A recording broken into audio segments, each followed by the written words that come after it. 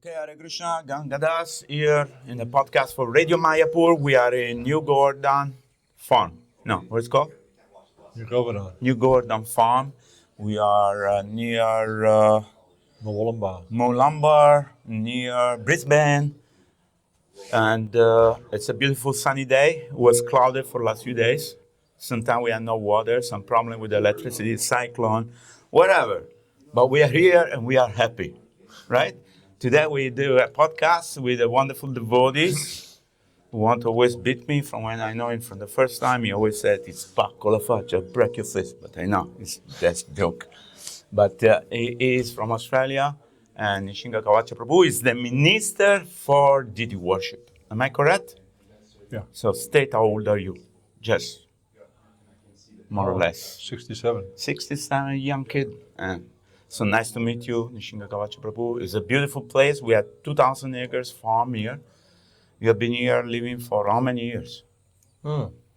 Maybe 16 years, something like that. So that's a long time. It's a beautiful place to be. It's very peaceful. It's a transcendental Great situated. Community. Great community. I think it's the only temple in Australia or in the world with catering and preaching to foreigner, I should say. Yeah. Because everywhere we go, nothing against the Indian. I'm more Indian than Italian. I spent 50 years in India and 20 years in Italy. But everywhere we see only Indian community being attracted by Krishna conscious movement because Prabhupada say, ultimately, Indian people, for them to connect to temple, it's not difficult. The thing is here is we do have devotees from India, but it's balanced. Right. It's like if you look at the demographic of the country, that's represented here in the community. Right. It's like in a country like Australia, it's only a very small percentage Okay. of the population which Okay. comes from India or comes from this country. So here, we're not really focusing on any one particular demographic. We're just preaching. And also because Australia is a country where many people come from all over the world to see as a tourist. So we have a lot of visitors from Europe, from South Africa, from here, there, everywhere. And everybody gets attracted to do some yoga. Yeah. And so through yoga, they connect through Krishna consciousness. And many of them are becoming committed to practice spiritual life, which is wonderful. Yeah. So tell us a little bit about your service as a minister of deity worship. First of all, explain to us, because there are many people watching this podcast and they don't know what is deity and ministry. We understand, but what is a deity ministry? What is the scope? What is the goal? Yeah, my understanding is actually ministries were initially established by Prabhupada. Yes. And while the GBC has oversight, ultimately, because the ministries serve the will of the GBC, they may not necessarily have the expertise in a particular field. Right. So then they identify devotees who have that expertise in those fields and then establish ministries. Things like there's a book distribution ministry, there's a congregational development ministry. So just areas where there are important components of ISKCON's preaching where we need to give more focus and emphasis to try to push them ahead or push those topics ahead. Then the GBC has established various ministries. And the role of the ministries, it varies from ministry to ministry to some extent, but largely educational. And especially for the deity worship ministry, one of our main focus is education, because one thing that's happened over the years is we see that Srila Prabhupada, he gave a very simple process of deity worship, and he encouraged devotees to keep it simple because he explained that it's not the Yuga Dharma. The Yuga Dharma is chanting Hare Krishna. But deity worship is good because it helps us maintain our purity, so then we can chant with taste and enthusiasm. But what we've seen happen over the years, as we've had devotees come from, especially from, backgrounds in India where they've had some element of worship in their lives already, Right. that they've brought that with them into ISKCON. And so we see that the worship is becoming more and more distant, I guess, from what Prabhupada initially established. Right. And this is one of the things you often hear from devotees who did deity worship during Prabhupada's times, is it's quite different now from what it was then. So this is one of our focuses, is try to understand what Prabhupada wanted, why he wanted it, and how to bring that kind of focus back into the worship in ISKCON. So we're not really. I mean, obviously we give directions for devotees who want to do elaborate worship. That's fine, but it shouldn't be the standard for the whole of ISKCON. Right. But I know you have courses during the year. I know you have Mayapur courses where people come from all over the world and they learn a deity course worship. That goes from making the dress or turbans or cooking or. Can you explain a little bit about this course so people who want to participate in these courses can have access to such a course and learn? Well, we run throughout the year we run courses in Mayapur. Our main course runs from just after the end of Kartik till Nityananda Triyodasi, and that's what we call the International Diploma. It goes for 16 weeks. That is from November, December till March, February? October-ish. October through till Nityananda Triyodasi. And we finished Nityananda Triyodasi. That is 3-month course? 16 weeks. 16 weeks. Yeah, and there's about 20 different topics there. Things like Brahminical culture and ethics. What's the role of a Brahmin in society? What are the activities of Brahmin? What's the qualities of a Brahmin? All these different types of things are covered. Temple deity worship, like the daily worship you'll do in a temple every day. Dressing deities, for dressing large deities, marble deities. How to make dresses. How to chant mantras. What else do we have? Cooking, how to cook a Rajbhog. Yes. How to do initiation yoga. Mm-hmm. We have a samskars course. We also have samskars course for men and for ladies. The one for the men basically shows them how to do the yagas, whereas we have the one for the ladies. It helps them understand things like all the background kind of stuff, like if you're setting up for a yagya, how to do rangoli, how to decorate the yagya, things like that. Also, what's the role of a Vaishnava in Vaishnava society? Right. And of course, this is going to be different according to one's kind of wherever you time, live. Place, circumstances. Yeah, time, place. And we try as best we can to give that sort of understanding also. Is like, okay, what you apply in the West is going to be a little bit different from what you apply in India, for instance. Obviously. Also because India is a tropical country, and if you live in Russia, then there will be different dress code. Or different and then, so we have the course we run in Mayapur every year for 16 weeks. Then throughout the year we also run Bengali course. We do a Bengali course which goes for about 10 weeks. Bengali means learning Bengali language? It's Bengali language. Okay. We also... how important is that in deity worship? How important is learning Bengali? No. The course is in Bengali language. Oh, for Bengali people? Yeah. Okay, I thought you're teaching how to learn Bengali language. No. Because Sanskrit is in Bengali. So we often get a lot of devotees, especially because that runs usually during the rainy season. Right. And so the bus parties in Mayapur aren't traveling and stuff. So it gives them some engagement. And often we find what happens is if you look at the deity department in Mayapur, most of the pujaris, except the old pujaris like Sukhi and Mantra and Nitai Balaram, most of the pujaris there have done the course. Yeah, because they've been there from day one, so they just learn on the go. Yeah. But the other devotees you'll find, like the devotee who's the lead pujari on Panchatattva altar, he was one of our graduates. Right. He teaches at the school now. Many of the pujaris there have graduated from the school. So this is one of the things that Janani and Pankaj we wanted, was that to have the devotees attending the course, so there's consistency in the worship. Absolutely. So that's very important. And then so we do Bengali courses. Right now we're just negotiating with devotees in Brazil, but Bahia, I think in Brazil, to do a course there. Nice. That'll be online. Ananda Tirthaprabhu, he's doing it in. He's doing a mantra course online right now. Nice. So we're doing online courses, and I travel myself this year. I'll be doing a course in New York and one in Washington D.C. and also one in London. Last year we did Naperville. Mm-hmm. Then we also did Washington D.C. and Philadelphia and also Radhadesh. Beautiful. So we travel around.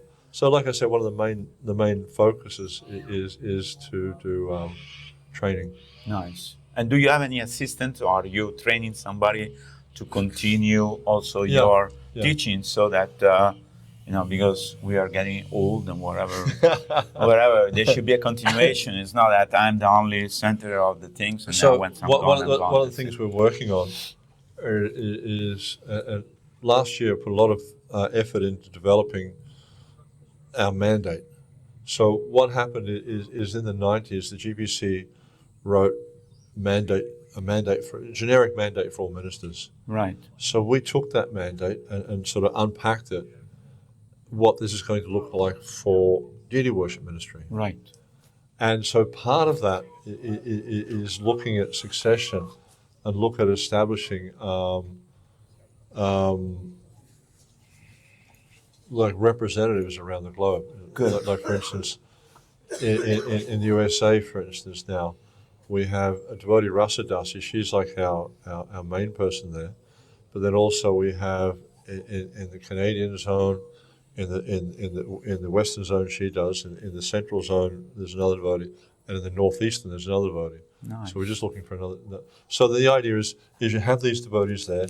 They're visiting temples. They're also doing training. When I go there and do training, they also come and assist. And the goal is to set up a team in the USA who do all the yagas, etc. That like installation and stuff like that. Right. And then all teaching deity worship. And we're also working on doing the same thing in Russia. We're working on doing the same thing in Europe. That's nice. So and also we've started to develop our team in South America. Wonderful. And so the idea will be each of these regions, because I think the GBC a few years back broke the world into zones and regions, and so we're following, and also we're doing it in Africa as well. We're following basically the same way they're doing it. It just makes sense to do it. Patterns and patterns. Yeah, no need to kind of reinvent the wheel on it. Yeah. And so in each region, we'll have a team of devotees who is capable of installing deities and stuff. So they don't have to import from anywhere else in the world, because that's expensive. Right. Yeah. You've got to bring 10 devotees from another part of the world. Yeah. It's quite costly. Right. And then also a team of devotees who can also put on regular courses for the local region.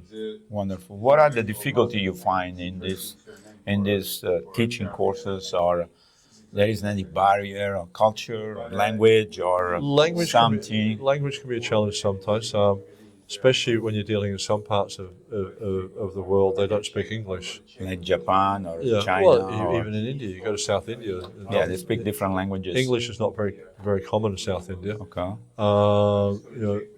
Southern parts of America, they don't speak much English there either. So the language is definitely a barrier. Finding devotees who are inspired enough in deity worship and also have the ability or the disposition to teach.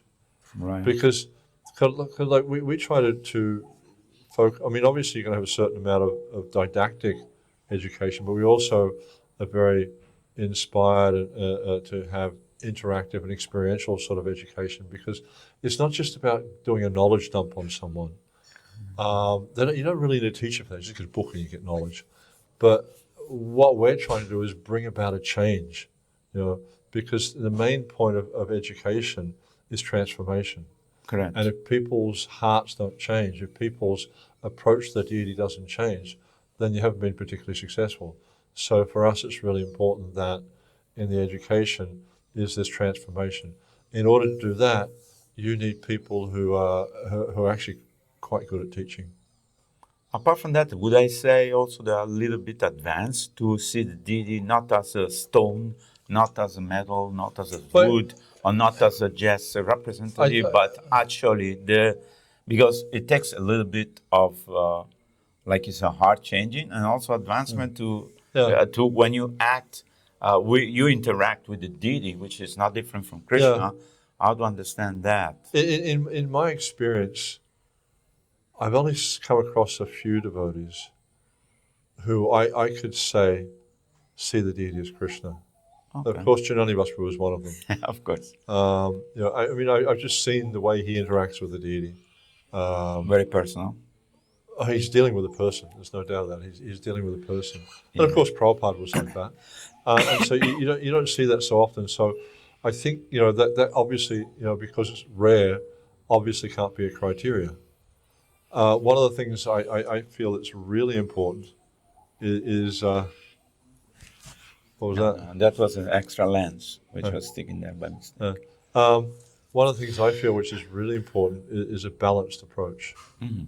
Not that they're, it's just like this, the point of niyamagraha, not being overly attached to the ritual, but also not rejecting the ritual. Yes. Understanding what is necessary, because ritual has to be, because deity worship is about, as Vaidhi Bhakti, it means rules. Yes. It has to be there.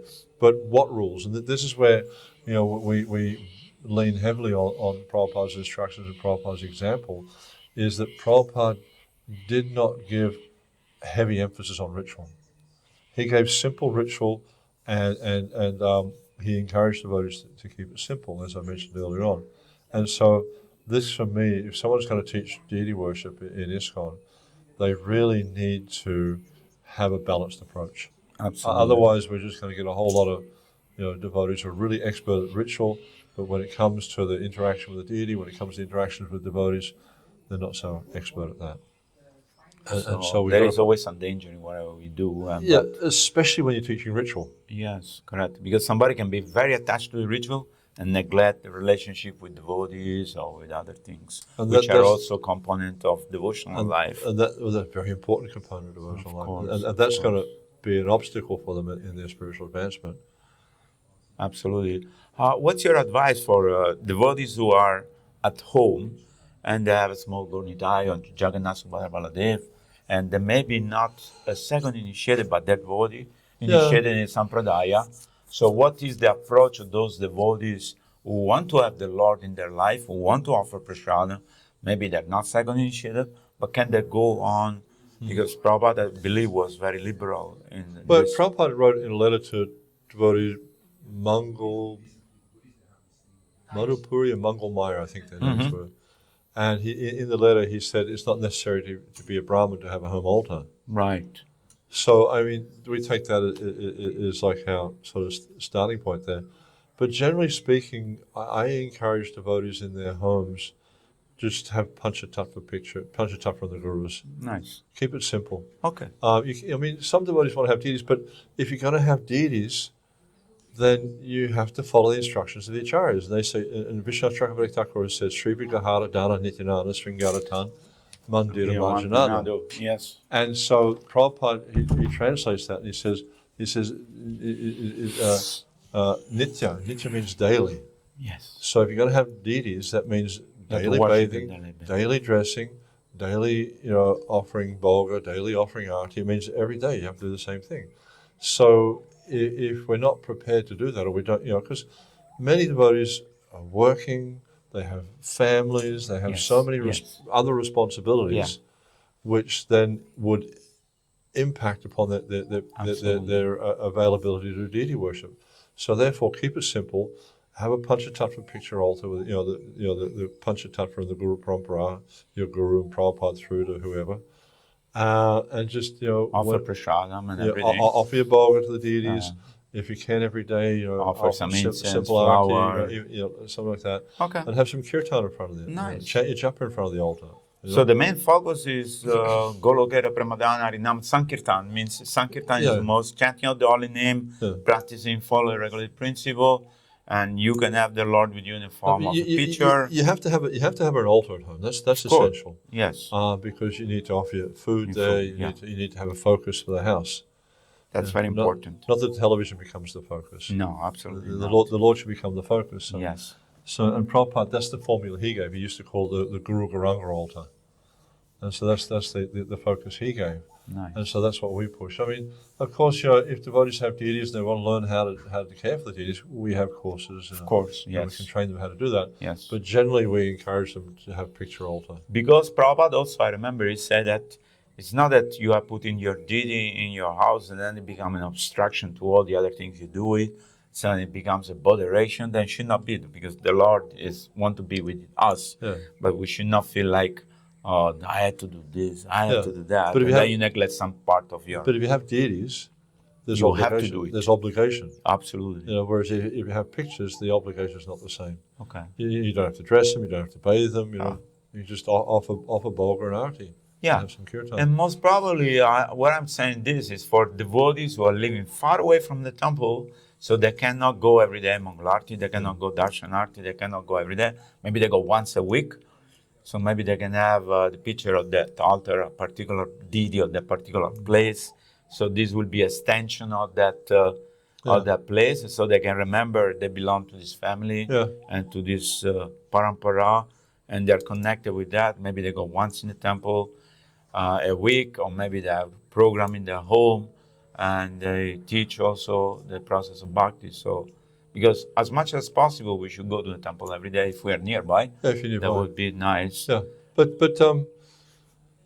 but also like Prabhupada, he did encourage the Panchatattva, and my understanding of that is because the nature of Panchatattva is they're very merciful. Yes. So that even we may not be very strict in our practice or whatever, right. By worshipping the Panchatattva, we become very quickly purified. Nice. And the same with the Gurus also. The Gurus are also very merciful because the emphasis of the Guru is to try to give Krishna consciousness to everyone. Absolutely. And try to elevate people in Krishna consciousness. Whereas it's like to worship Radha Krishna is quite a, very high standard. Although we worship in the mood of Lakshmi Narayan, Prabhupada said, with the rules and regulation. Otherwise, spontaneous, we don't know where we end up. Okay, what's the future? What's your vision about Australia or the world? How is the movement progressing? How you feel like we are going the right direction, and we have everything auspicious in our life, and we can make people more Krishna conscious in whatever possible way? What's your personal experience? Well, I went to the North American leaders meeting last year, and they have this initiative called, I think, if I'm not wrong, it's called 335. So the idea is that by 2035, 3% of the people in North America will have some connection with the movement. Okay, that's nice. And I thought that, and then what they did is they had a whole presentation on that, and leaders from all different parts of the USA were presenting what they're doing. Okay. And some of the programs, like in Canada is just like big, taking off. I mean, I remember going to Canada years ago, and there's just the main temples and a few smaller centres, and that was it. But now it seems like in Canada, it's really blossoming.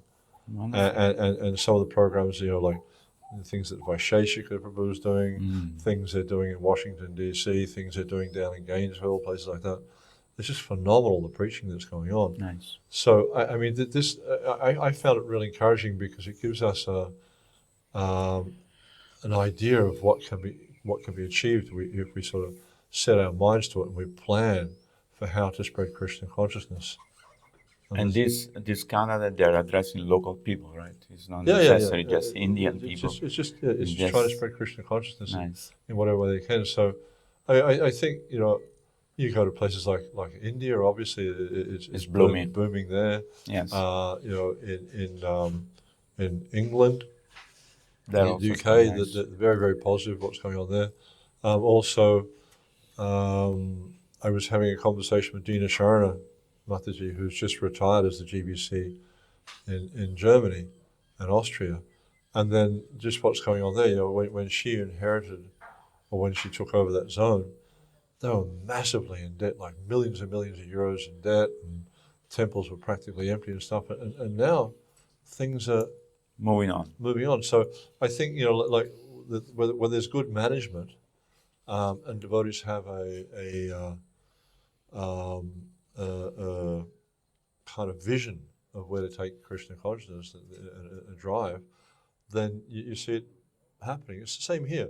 I remember when Ajita Prabhu, when he took over this project here, it was in dire straits. It was financially very, very in debt, and devotees. weren't many devotees here, and those who were here were not very sort of strict.